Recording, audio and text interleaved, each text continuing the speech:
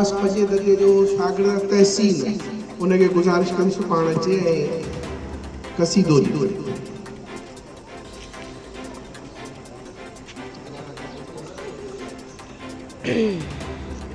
बिस्मिल्लाहिर्रहमानिर्रहीम।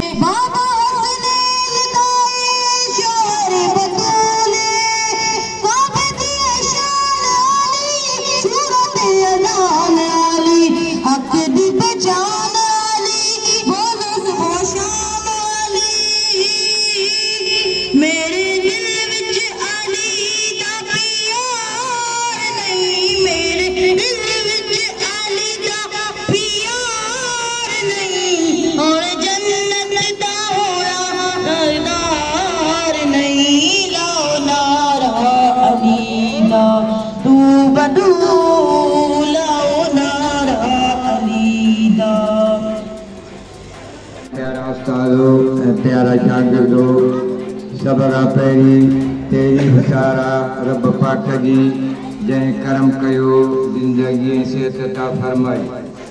लखे करोड़े दुरूद सलाम नबी अकरम सल्लल्लाहु अलैहि वसल्लम जिन तुफ़ैले दीन इस्लाम ईमान मिलियो।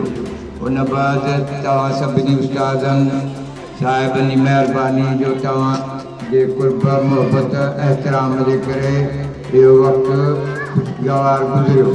अॼु बि तव्हां मोहबत ॾिनी आहे, मोकिलियाणीअ जी हिन तकलीफ़ जो एहतमाम करणु फरमायो ऐं गॾिजी वेठो।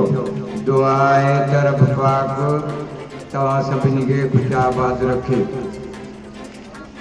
ख़ल्क़ जी ख़िदमत, साथ समाजी, इल्म अदब दस्तूर असांजो काल्ह बि साॻियो, अॼु बि साॻियो, मोहबत आ मंशूर सां।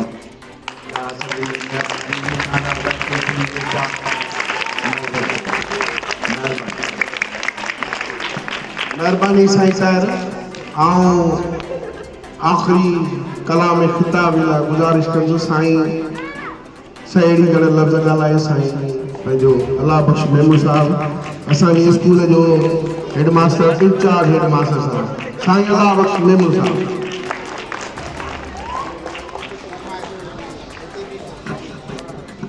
बिस्मिल्लाहिर्रहमानिर्रहीम। अस्सलाम वालेकुम। प्यारा उस्ताद साहिबान शागिर्द, जीअं त उन ॾींहुं ॿियो प्रोग्राम थियो साईं नसीर साहिब जो, अॼु साईं ताहिर साहिब जो प्रोग्राम ख़ैर ख़ुशी सां इज़त सां गुज़रियो। साईं पंहिंजे ज़िंदगी में जेको असांखे मोहबत प्यार जेको ॾिनो सो सदाईं यादि रहंदो ऐं साईं खे सदाईं यादि रहंदा कंदासीं छो साईं मोहबत वारो माण्हू हो। इन करे आऊं पूरे स्टाफ तरफ़ां फज़िलत जी तरफ़ां साईं खे खराज तहसीन पेश कयां थो। अॼु पंहिंजे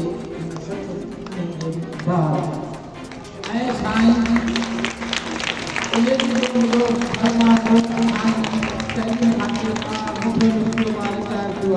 साईं दिलि मां रिटायर कोन थियो आहे।